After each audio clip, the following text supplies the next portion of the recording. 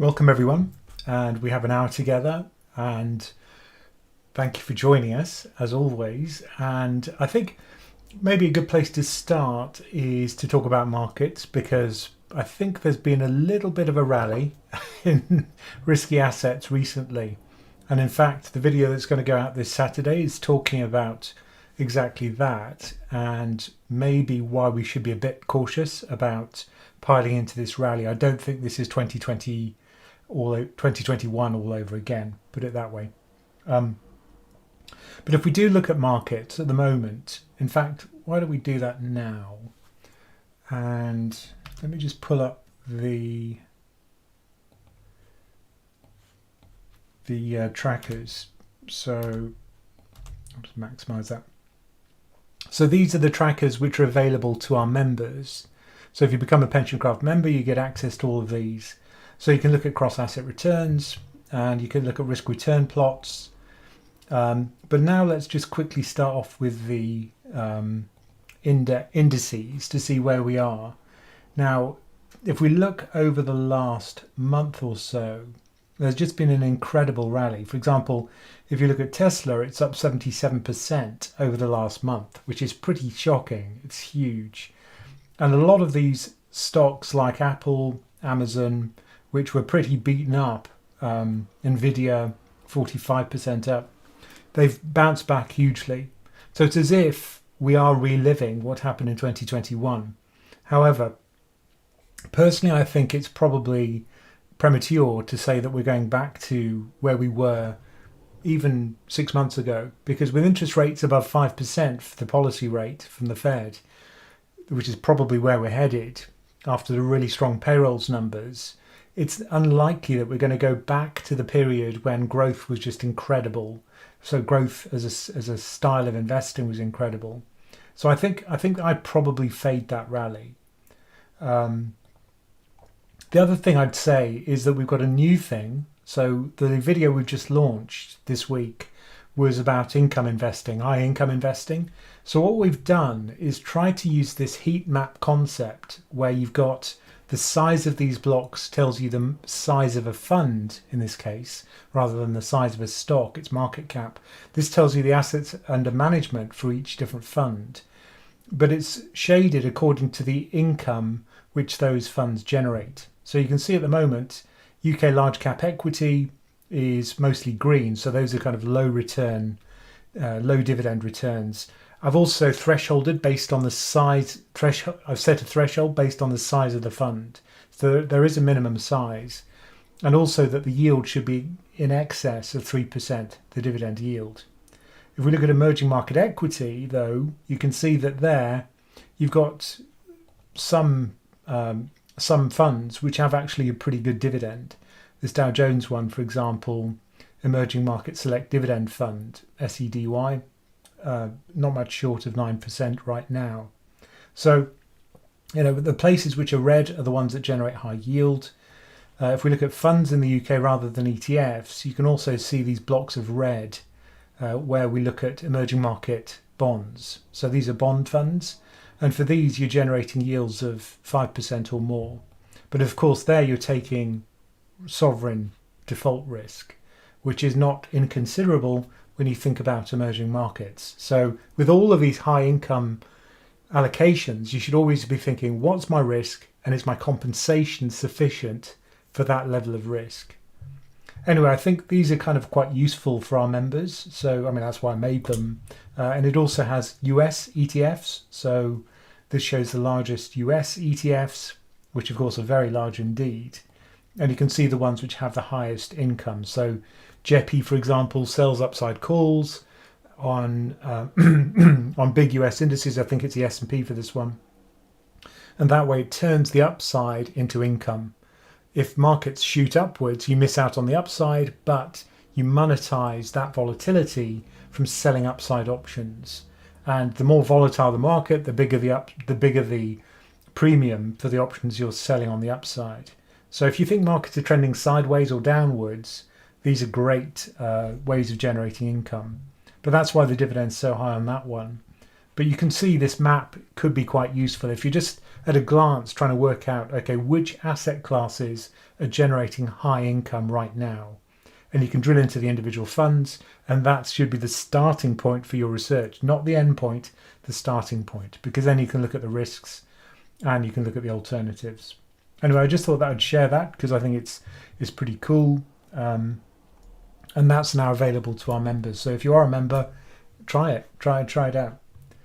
So that's where we are with markets. And at that point, I think I'll turn it over to you and I'll answer some questions. So let me have a look at my Laura document to see what Laura's telling me. So we've got a super chat from John Audis. I think, John, you said this on Twitter, didn't you? You said you were going to have a super chat. Now, John says he's looking at buying TG37 Gilts through 2023, 2024, possibly holding to maturity in a SIPP. Can you comment on the likely price action over this time and drivers? So let's have a look at it and we'll talk through it together. We should call this Bonds with Ramin. That would be a nice, like Jack and Ori, they used to have a story. So this is Bonds with Ramin. So, so let's have a look at some of the fundamentals of this thing. Let's pull it up in SharePad first of all. And I'm probably not sharing my screen, so I'll do that. And here we have it. So exit. Don't want the filter. And we'll search for TG37. So this is a 2037 gilt. And it's a normal gilt, so it's not inflation linked. It doesn't look like it's inflation linked anyway. And it's currently trading at a discount of about 22%. So we immediately know that it's low coupon and it's high coupon relatively. And so you get a capital loss built into it between now and 2037. So a lot of the return for this thing is going to come from the coupon to compensate for the capital loss over this period. What I would say, John, is it's always worth looking at the yield curve to see where you'll pick up the highest yield. And what's true at the moment is if we go to the UK yield curve, you'll see that at the short end of the curve, there's quite a bit of yield because the yield curve's inverted. So I'd question why you chose a maturity which is in 2037, a 14-year bond, because you can get higher yield at the shorter end of the curve now. Maybe you wanted to lock that in for certain over a longer period of time, which would make sense if you think yields are now going to start to fall. But let me just share that with you, the FT's. So this is the FT's yield curve tool, and the dark green line is the current yields. So you're looking at roughly 15 years. So they're the yield you'd expect would be around 3.7%. But if you go just down to 6 months, you've got less duration risk and you've got an income of, or at least a yield to maturity of around 4.2. So you're taking less risk with a higher yield. So I think at the moment it's kind of attractive that we've got these pretty high yield bonds, which you're not having to take much risk at all. I mean, 6 month maturity has very little volatility, but with 14 years, you're going to have quite a big chunk of volatility, which you don't care about if you hold to maturity, of course. Anyway, back to that bond. Now, the 14-year part of the curve, there are a couple of drivers you have to think about. When you get further out on the curve, we're thinking more about things like growth, GDP growth. If GDP growth increases, usually yields increase as well and bond prices fall. If GDP growth falls, yields fall and bond prices rise. So if you think we're going to have a period of falling growth, weak growth, which isn't priced in yet, then that would be, if yields fall, in other words, that's what you're expecting, then that would be good for your longer maturity bond. So I assume that's your view. The other point is that it's nominal growth, so it includes inflation. So if you think inflation's going to fall more than people expect, or growth will fall more than people expect, then it would make sense to have this kind of maturity at the longish end of the curve. The belly of the curve would be around 7 to 10 years, and this thing is quite a bit further than that. So those are the things you'd be thinking about. And for this thing, you've got a guaranteed capital loss of 22%, and you've got an income of 1.75% over the 14-year period. So that adds up to a gross redemption yield of 3.7%. That's the way it works. So, would I go for that at the moment? Probably not. I'd just go for the quick win, which is the short end of the yield curve, because there you've got a higher yield. Maybe it's not going to persist, but you've got that for the next 6 months, and then you can roll it into a new one. And this is something that we see in the US as well, which is an inverted yield curve, which is great because at the moment we're in a really lucky situation because there are lots of bonds which were issued with fairly small coupons, which potentially have a high capital gain. Because remember, the capital gain or loss plus the income will add up to roughly 4%, because the yield curve is roughly 4% across the whole yield curve. So the sum of the two will add up to 4%. So if you have a small coupon bond, then most of the capital gain, most of the return will come from capital gain.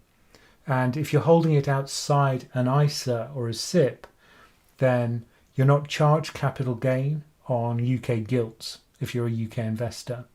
So we're in a lucky situation where we've got lots of previously issued bonds with tiny coupons, big capital gains, which aren't taxed. So even if you hold these outside an ISA or a SIPP, you can lock in pretty good tax-free gains at the moment. So, it might be worth holding that to maturity, I think. But what's going to happen over the next... well, the beauty, I think, I wouldn't try and forecast where yields are going. I've got no idea. And be honest with yourself, I suspect you haven't either. So that's the beauty of holding to maturity, which is you don't have to know. You know just what yield you're getting today. The worst that can happen is that yields will suddenly rise and you'll have locked in this yield, which is about 3.7%, and you'll be missing out on a higher yield. But will you make a loss with this? No, not if you hold to maturity. You're going to lock in that yield. You're going to lock in cash flows that in advance to the day, when you're going to get paid. You know how much you're going to get paid. So the certainty, I think, is worth a lot in this kind of environment. And I know lots of investors who feel that way right now, especially now that yields are much higher. When it was, 0.5%, not so much. When it was negative, even worse. But now, you can lock in a pretty good return. Still negative in real terms, of course, but I suspect that's going to be temporary. Eventually inflation's going to come down over the course of this year, and the real return on these bonds will increase as a result. So yeah, I think that's the way I'd think it through. And don't try and forecast yields. If your investment process requires you to make these short-term forecasts, maybe you should rethink it, because I'm not convinced anyone can. I've known a lot of clever rate strategists over the years, and they couldn't really call it. They'd admit it. Even if you speak to them, they'd probably say, in the pub at least, they'd kind of admit that, they haven't really got an idea of where it's going to go. Certainly not a certain idea. Anyway, I think that's the way I'd approach it, John. But thank you for your super chat, and thank you for the comment on Twitter. That's kind of you. And yes, please do like and share this stream, because even if you're watching in replay, it helps us a lot and it costs you nothing. And also subscribe to the channel, because then you won't miss our content if you enjoy it. And I suspect if you listen to me rabbit on about bonds for the last 10 minutes, then you must like our content, I'm assuming. Okay, how to lose an audience quickly. Brilliant. So for those of you who have the fortitude, who've stuck with us so far, we have another super chat, thank you, from Abdul Khan, who must be based in Canada because it's Canadian dollars, who says, could you recap your view on equity valuation, PE, what's your outlook on earnings and the long-awaited slowdown decline that's yet to appear? Yes, earnings. So I think at the moment, let's have a look at the FactSet earnings insight and the inimitable John Butters who writes it. I love John Butters. And here he is. Let's look at him. There he is, John Butters.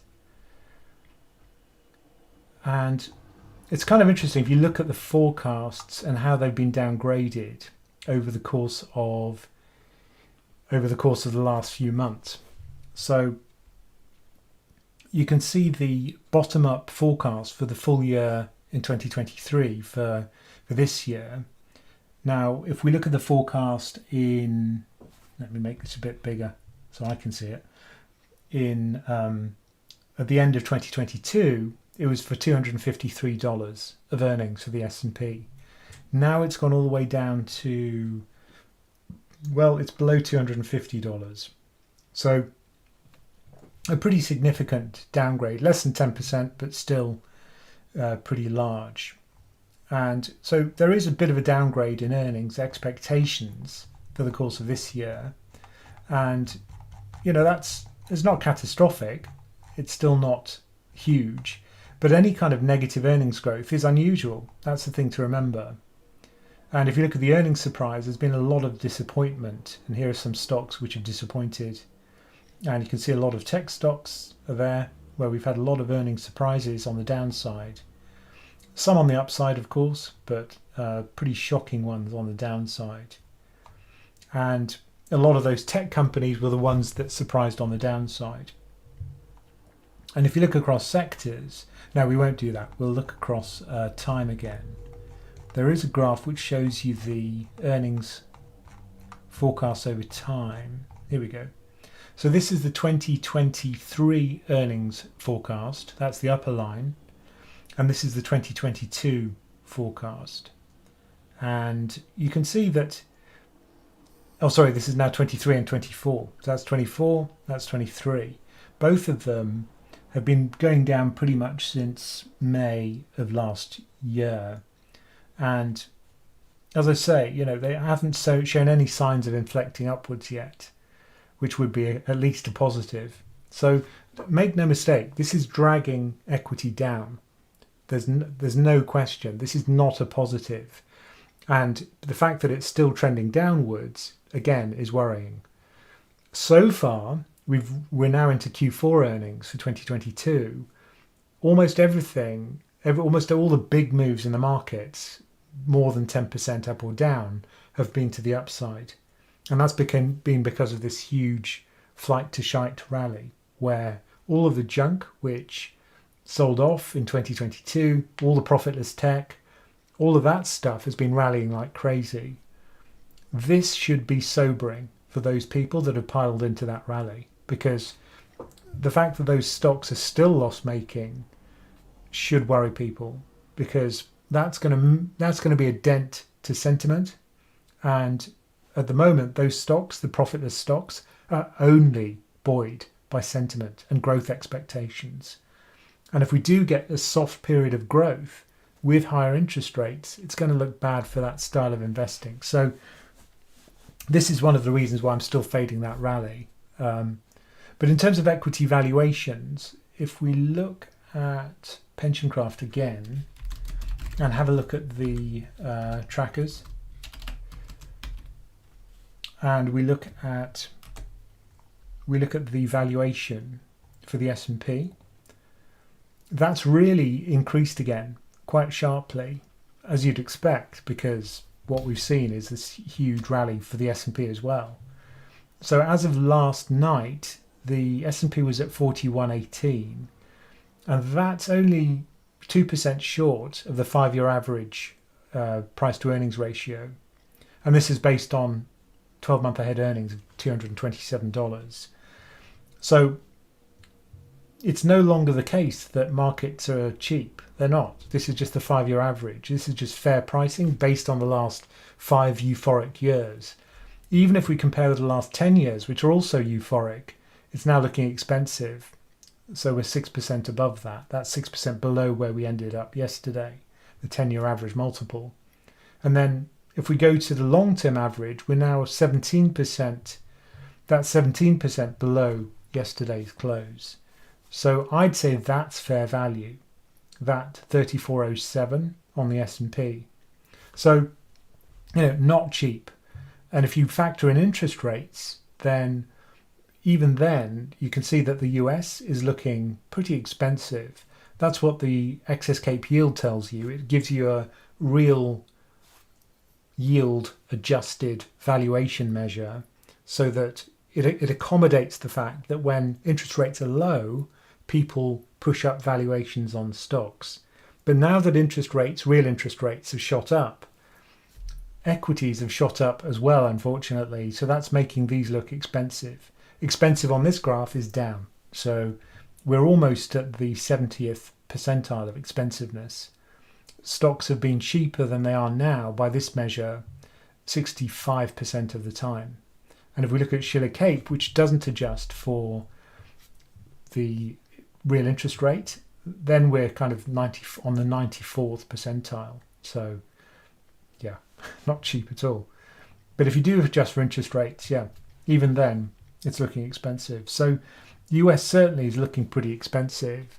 If we look across markets, it's interesting. And if we look at Yardeni, which is great for showing these cross-country valuation measures, I'll just make sure you can see this. Yes, you can. Good. So if you look across different countries, you can just see the degree by which the US is expensive. My stupid face is in front of it. Sorry.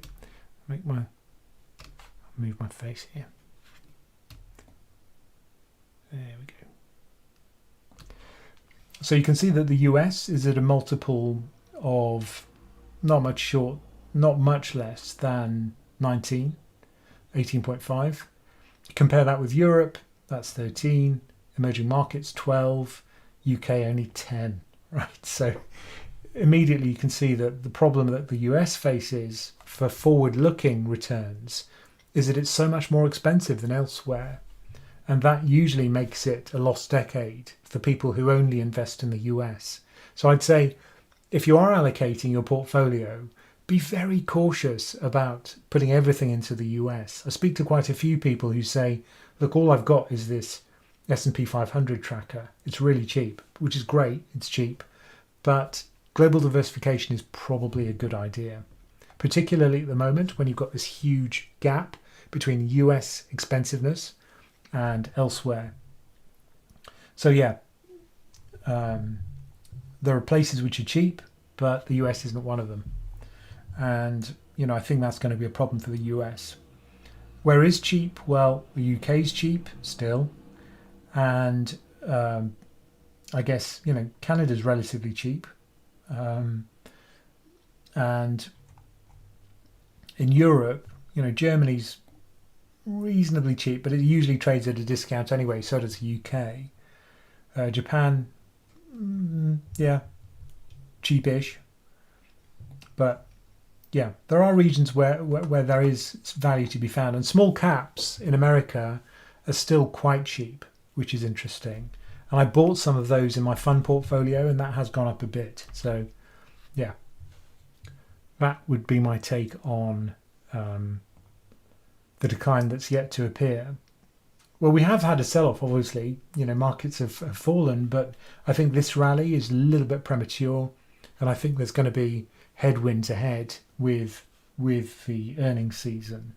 That's the most likely source of unhappiness in equity markets, and I think that'll take Mr. Market down from his kind of euphoric mood right now as we go through Q4 earnings, Q1 earnings of this year as well, because margins have been eaten away by high inflation, and I think there's going to be a growth effect as well, and people will be cutting back on their expenditure. Their disposable income will be lower, and that's obviously going to have an effect on how much people spend at the mall and on streaming services and on everything else. That's not going to be comfortable.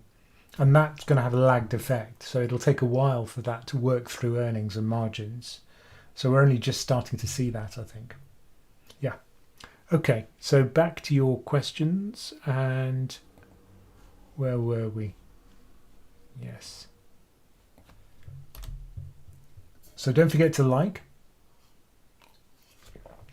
the stream and subscribe as well.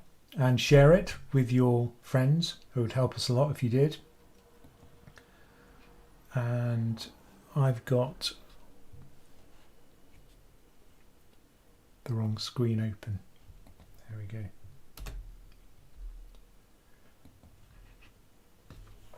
Oh yeah, we had an interesting podcast this week, which you might enjoy. Many happy returns, where we talked about how to make decisions. And I was listening to the Rational Reminder podcast with Ben Felix, and it was about one of the professors who he really likes, an ex-MIT guy who's into decision theory. And so I contacted Michael and I said, Michael, you've got to listen to this. So Michael, he's got a young baby, but he still listened to it, and he wrote the notes, and we kind of made the episode. But I really enjoyed it, and I think having a kind of good decision process is really useful if you structure your decision process with investing, because you'll make better decisions, less emotional decisions, and more profitable decisions, of course. And so, yeah, check it out. It was lots of fun to record. And it's got the secretary problem in it, which is always interesting. Back to your questions. And let's see if Laura's got another one. Yes, so we have 2 YouTube supporters. Lenin Velaturi, thank you, Lenin. That's really kind of you to support us. And that's the other way you can get to the front of the queue, is by being a member of our, supporting us on YouTube. And we can tell because you've got a little crown next to your name. The FTSE 100, is it expensive as well? Well, the thing is, the MSCI UK, the thing is, the FTSE 100 is a little bit weird, and getting valuation numbers for the FTSE 100 is difficult. I haven't found a good source of those. SharePad allegedly has one. So let's have a look, see if I can find the FTSE 100 PE. It is here somewhere. If you just give me 1 second. Yeah, here we go. And we'll chart that, and I'll share my screen. Oh, you can see it already. Right, good. So here's the FTSE 100 for, I think it's a trailing PE actually. It doesn't tell you whether it's trailing or forward, but I think it's trailing. And you can see the very expensive period here was in 2017. And then we had the huge rally, which didn't really affect the FTSE that much compared to the US, for example. But at the moment, the valuation isn't that high. It's pretty high by UK history. And this is what you always have to compare with. Compare with the index's own history. Now, except for if we kind of exclude this crazy period, then you can see that that's a pretty high valuation for the UK, 18 times. I'd say that the median was more like, I don't know, 12, 13, 14. So, yeah, I think it looks pretty expensive. But I don't know whether this is forecast earnings, which is probably a better thing to look at, because if it's trailing earnings, well, that's looking at the past. Earnings are probably going to fall in the UK for domestic companies. And that's the other important point. If we look at the FTSE 250, very different, I suspect. FTSE 250 PE ratio. So that's looking incredibly expensive right now, because I suspect earnings there have fallen quite considerably. But certainly if you look at the returns, so let's look at FTSE 250. Okay, actually if we look at Vanguard Fund, that's probably the best way to do this. Vanguard, and we look at the FTSE 100 versus the FTSE 250. And we restrict it to the last, let's say 2 years, 1 year. or maybe 2 years. You can see that the FTSE 100 has pretty much held its own, and it's now at all-time highs. This has been making headlines. The FTSE 100 is making new highs, whereas the FTSE 250, which is much more domestically oriented, was down about 30% over the course of the last year. It has bounced back a lot, obviously, but so has the FTSE 100 as risk appetite picked up globally. And I'd say that, the FTSE 100 is an international index. It has almost no tech in it, has a lot of oil producers, it has a lot of pharmaceutical companies, but almost no tech, which is why it held up so well. Energy did well, defensives did well, and high dividend as a style of investing also did well. And all of those were like a perfect dream scenario for the FTSE 100. The FTSE 250 is reflecting the kind of weak domestic growth for the UK. So I think that's much more of a domestic index. So the question of whether the UK looks cheap or expensive depends on which of those you look at, mid caps or large caps, and large caps are international. And so is it expensive? The FTSE 100, it's looking a little bit expensive compared to its own history, and maybe this kind of techless rally with energy and defensives won't last. So longer term, I don't think it's going to perform particularly well. Certainly its historic performance has been dire, and it's not just over the last decade, it's multiple decades compared to the US, for example, and global equity generally. And really that kind of structural problem hasn't been fixed. The fundamental earnings growth has been pretty weak, which is ultimately what drives stock prices upwards, and that's worrying. And Lenin Velaturi also says, how's your shopping spree going? Well, I'm not piling into markets right now because valuations are looking much more expensive. So my market crash shopping list, I bought some Scottish mortgage, that's doing pretty well. It's not fallen, put it that way. I bought some Tritax Big Box, which did fall, and so I bought a bit more. Then it fell a bit more, but now it's rallied. So, I'm happy with that, and still comfortable with that one. Bought some long duration US treasuries, which I'm still happy with. They haven't moved much. But other than that, I haven't bought much stuff in my fund portfolio. In my core, I carried on buying global equity, a cheap global equity fund. So, that's not going to change. And soon I'll be 100% equity in the core. The next super chat is from Videopack, who's paid us in Swiss francs. So thank you very much for your super chat. I appreciate it. And the question is, what's your current take on senior loan funds and CLO funds, high floating rate loan income versus potentially increasing default rates of borrowers? I'd say at the moment, one of the things that worries me at the moment with credit, and this is a high yield credit market that you're talking about, and a liquid one as well, is I think the narrative has kind of shifted from we're going to have a global recession synchronized to, oh, it's not looking so bad. And a lot of those dire forecasts for the effects of high inflation and supply chain disruptions, a lot of those have kind of disappeared.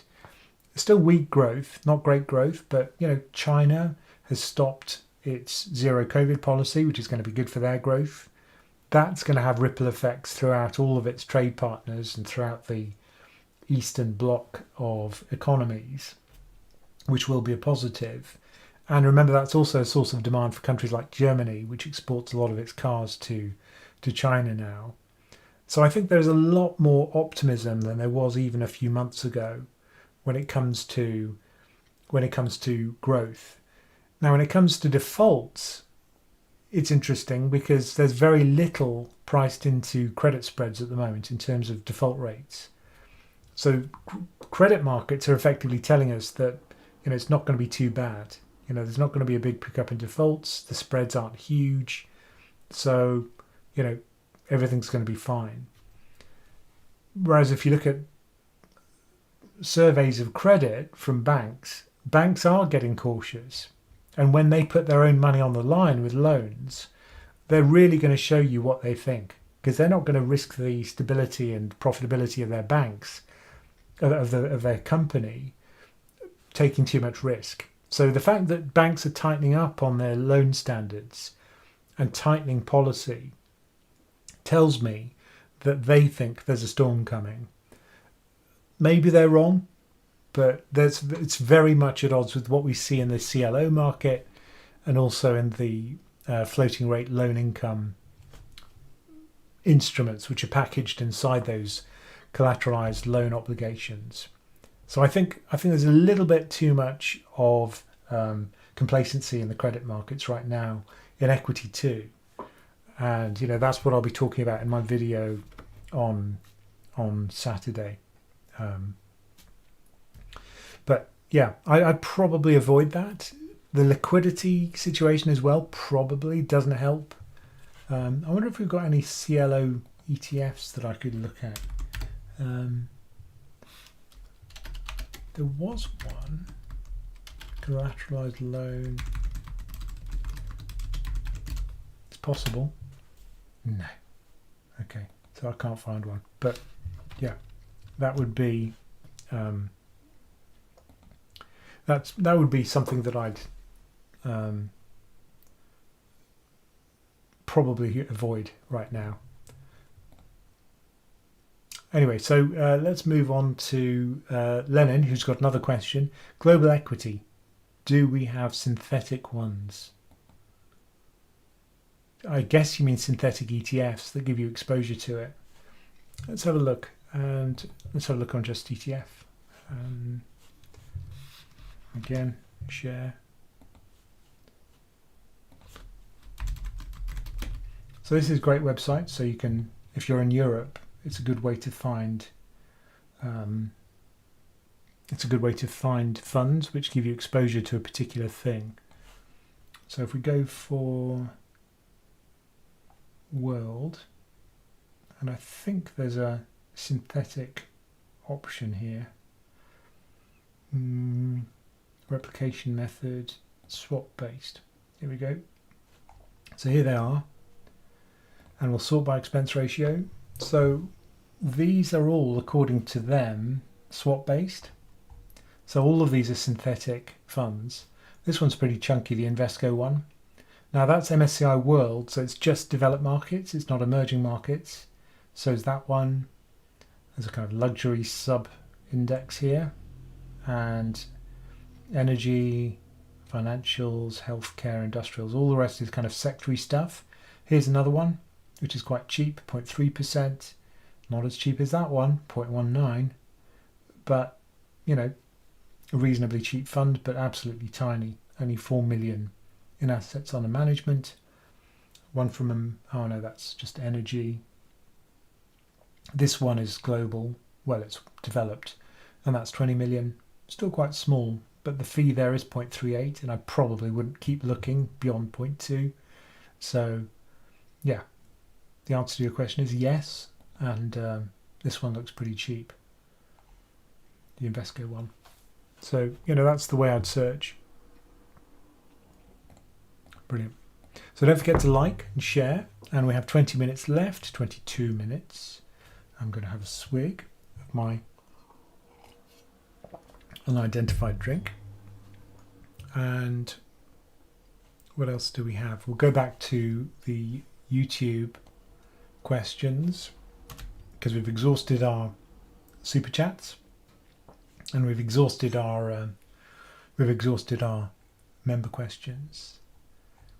Brilliant. So let's have a look at some of your questions.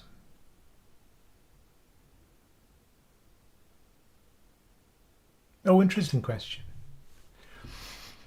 Now there's a question from Tim, who says, "Hi Ramin, they say you can get over 4% on your money safely as rates have gone up. How? Not in government bonds available on Interactive Investor, Hargreaves Lansdowne, etc. As I've checked, and it's very little, even less after tax. Please tell us where." Well, let's have a look at the Just ETF again, just to show you how to find the stuff. So you want money market funds, right? So you want to take very little duration risk, very little credit risk, and just earn the very short end of the curve with very high credit quality. So let's go for, no, not bonds, money markets. So there are 4 money market funds listed, and go for the cheapest, of course. So there's a Lixor one, there's 2 from Lixor, 1 from X Trackers, 1 from 2 from X Trackers, 2 from Lixor. So these are the currencies of the funds. You'd probably go for sterling, and the fee's 0.15.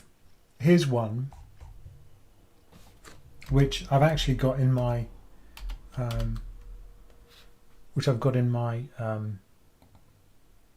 fund portfolio with the excess cash. So this one's kind of interesting. It's a synthetic one for starters. So the expense ratio is very low, 0.07. It's an accumulation fund. So if we look for this ETF and we look it up if we look for the ISIN on SharePad, we can actually look at the price of the thing and work out the yield. Here we go. So this is the price of the fund over time. The gradient, remember, tells you what the rate of income is because it's an accumulation fund. So when the gradient's flat or close to, it means that interest rates are low at the short end of the curve, for sterling probably, or for European fixed income. When it gets steeper as it is now, that means the income's increasing. So let's pull out the prices over the last month or so. So the close yesterday was 1054.72. So let's bring up R. So 1054.72 was the close yesterday. And let's go back a month. So what we're trying to do here is get the gradient, right? So this is 9th of Feb. So we're going to go back to 9th of Jan, when the price was 1051.43. And then what we do is annualize it. So that's for a month. So we'll take it to the 12th power and we'll subtract 1. And you can see the return there is about 3.8%. So let's just check that. Oh, I had the wrong date. So 1054.72, 9th of Jan, 1051.43. Yeah, that's right. So the current rate of income from that gradient, all I did was I took 2 points a month apart for the price and then just annualized. That's like extrapolating the line for a 12-month period. So the instantaneous return right now is 3.8%. But look, any of these money market funds would do. Doesn't have to be that one. Or you can even buy short-term government bonds. You could buy a 6-month gilt and that'll give you roughly the same return, probably, maybe a bit less, because you've not got any credit risk at all from the UK government. Okay. So I hope that helps. And next question is from Alice, who says, if you look at an ETF on 1 to 3 year US government bonds, e.g. IBTG, the average coupon is 1.5% and yield to maturity is 4.3. If you hold it for 1 year, how much income will you get, assuming rates don't move at all? I.e., is it 1.5, 4.3, something else? So the trouble is, over these kind of periods, you can't really predict what you're going to get with an ETF, a bond ETF. The reason is you don't know what the contents of the fund are going to be, and you don't know what trading's going to happen inside the ETF. So let's say that there's a lot of outflows from the fund. Or let's say there's lots of inflow to the fund. Lots of money flows into the fund because everybody suddenly wants to have 1 to 3 year government bonds. Well, what the fund's then going to have to do is go out and buy lots of 1 to 3 year government bonds, and those will have the latest coupons. They won't be seasoned existing bonds, they'll be new ones, well, the yield will probably be different. So even if you knew the contents of the fund right now, you won't know what the contents of the fund are in 1 year's time. You'll know there'll be a lot of overlap, but it won't be the same. So the coupon today doesn't tell you what the coupon will be at that point in time. Whereas if you have a single bond, you know everything. You know when the cash flows will be paid. You know they'll be paid with certainty because it's a US. Okay. Assuming the debt ceiling doesn't happen. Yeah. You know what you're going to get paid and when you'll be paid because there's no credit risk from the US government. You'll get paid eventually. And so you know exactly what you're going to get. So the yields that you see, a yield to maturity on a US Treasury means something. It's the actual yield you'll get if you hold to maturity. Whereas for one of these funds, you don't know because the contents change. So that's why people prefer, well, that's one of the reasons why people would prefer to build something like a bond ladder where you're going to be, you know the timing of the cash flows with certainty. And that certainty is a wonderful thing, right? In finance, there's not much that's certain. You just try and guess the equity return for Netflix next year and you'll end up with 1,000 answers. Nobody knows. Whereas with government bonds, you know exactly to the third decimal place how much you're going to get paid. So that's great. So this is why I think a lot of people, when yields spiked upwards, and why I kind of stepped in and said, look, you can buy single government bonds. And my community, some of them actually did that. It's not very easy in the UK, not like the US, where you've got Treasury Direct, but they did. And that was quite an opportunity. Right. Please do like and subscribe. I've got to say that again, otherwise I'll be in trouble with Laura. Okay. Let's look at some more of your questions. Nice juicy one. So there's a question here from Anton who says, do you think it's better to invest in Life Strategy 80 or rather VWRL, which is a global equity fund from Vanguard, and global bond index fund? So he's saying, should I buy an off-the-shelf 80% equity, 20% bond fund with a fee of 0.22, or should I buy VWRL and a global bond index fund? The fact is that the bond index fund and global equity fund will probably be cheaper. In fact, I know for a fact they're cheaper. So let's have a look at Vanguard and just check that out. So will the returns be similar to Life Strategy 80? Yeah. There won't be the UK bias on the equity component, which I think is a good thing. Over the last year, it wasn't a good thing because the UK did well, as we've said. But longer term, I think that's probably going to fade. And let's have a look at the full list of funds. And we're going to go for VWRL. Actually, we could just search for VWRL, couldn't we? There we go. So here's VWRL. And the fee for that is 0.22, maybe not. So the one I've gone for is considerably cheaper. So let's go for global equity. The one I've gone for is 0.14, but it's just developed market equity. So global. Global. Don't care about the risk level. And I want index, I don't want active, because I'm going for low fees. And I'll go for accumulation. And what have we got? And I'm building my own portfolio, and I want equity. I hope it didn't reset the filters. No, it didn't. So here are the 5 that fit the bill. Let's move my face down. And the one I've gone for, can you guess which one? So the fees here are 0.2, 0.2, 0.29, 0.23. Oh, 0.14. Yeah, you guessed it. This is the one I went for. It excludes the UK. Don't care. It's only 4% of global markets. It's not going to make even a rounding error on the return. And it excludes emerging markets, which is more of an issue because that's about 10% of global markets. So that's the one I went for. So you can get it very cheaply, global equity exposure, even on the Vanguard platform, which has almost no choice at all. And if you go beyond Vanguard to other platforms, you can buy a very cheap HSBC global fund, which does include the UK, does include EM, and the fee is 0.12 for that one. And that's a global equity fund. But anyway, on Vanguard's platform, that's the cheapest global equity one I could find. So now let's look for bonds. Same filters. So we want a global bond fund. And you can probably guess my criterion again. Yep, I'll choose the cheapest. What have we got? We've got 0.15 for this one. And we've got 0.15 for this one. This is a short-term one, so I just go for the bog standard.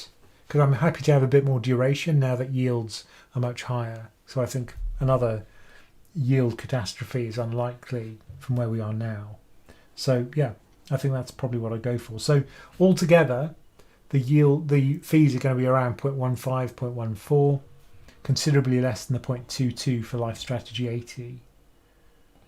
So let's have a look at Life Strategy 80. So for this one, the fee is 0.22. So it's 0.15, 0.14 instead of 0.22. That's probably what I'd go for. And that's how that's how I think of it. There's not going to be a huge difference in return either compared to Life Strategy 80, which has quite a few funds in it. But I don't think it's going to make a huge difference. But look, for people who just want a simple solution where you don't have to rebalance or think about it or even understand it, all you have to understand is the risk levels. You've just got these off-the-shelf portfolios. It's very easy and simple. So I think Life Strategy is good as a product because it's simple. It's just a little bit more expensive, and you can quite easily beat that fee. So I think, if you can, you may as well. All right, back to your questions. And yeah, Anton also says, I want to see a property update from you soon. Did you hear that, Laura? Okay, good. Yeah, she was trying to get me to make a property video this week, but I think it's about 3 months since we did the last one. But yeah, maybe it's time for another one. I don't think a lot's changed. It has gone down a bit, but not catastrophically. Oh, interesting. There's a question here from Johnny Bristol, long-time follower, first-time questioner. Okay. Is it possible for retail investors to buy bonds directly, not in a fund? Are there any advantages, disadvantages? Yeah, I think it is possible in the UK. The first problem is buying them. You have to call your broker and say, hi, I'd like to buy TG34, please. And then you probably want to give the ISIN code as well, just to make sure they've got it right. In other words, the electronic purchases and sales often don't work for bonds. You have to tell them, I want to buy this gilt, right? So that's difficulty number one. And that often puts people off. They just like electronic trading. In the US, I suspect it's much easier. And then the next problem is understanding. Bonds are complex. They are just more complex than equity. Equity, the price just goes up and down, right? You get paid a dividend maybe. But for bonds, you have to understand duration and coupon and yield to maturity, yield to worst, optionality sometimes. So there's a lot more complexity with bonds, and people get scared of that. And that's why for members, PensionCraft members, I made those explainers about how to buy single bonds, which they did. And a lot of them made pretty good returns, given that it's the UK gilt market, which is usually quite sleepy and boring. So, thank you, Liz Truss, and that's a thank you for my members. So you can do it.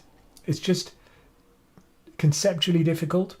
What I'd avoid at all costs is to buy single corporate bonds, because there you've got a default risk, so you could face a big capital loss if the company does go belly up. So probably best to avoid that. If you're in the US, very easy. Just go to Treasury Direct. If you've got a US, if you pay taxes in the US, so a social security number, in other words, in the US, you can get onto Treasury Direct and you can trade treasuries very cheaply and very easily. And there's pretty good education on there. It's great. Whereas the debt management office in the UK is all over the place. They recommend a broker I'd never heard of. where you have to fill in all sorts of forms in order to get onto their platform is just really third rate. So yeah, I'm really quite disappointed that the UK doesn't sort itself out. I mean, why wouldn't you want people in your own country to buy your debt? You know, why? Why don't we have a municipal bond market? Why don't we have 30-year mortgages? All doable, all done already elsewhere. And all it takes is a little bit of vision on the behalf of the politicians in order to make it happen. And other people have already done it, so all you have to do is copy them, for goodness sake. Anyway, rant over. Next question is, I've got 5 minutes it's the quick fire round now. Is there a defensive ETF out there? Health, utility, mood.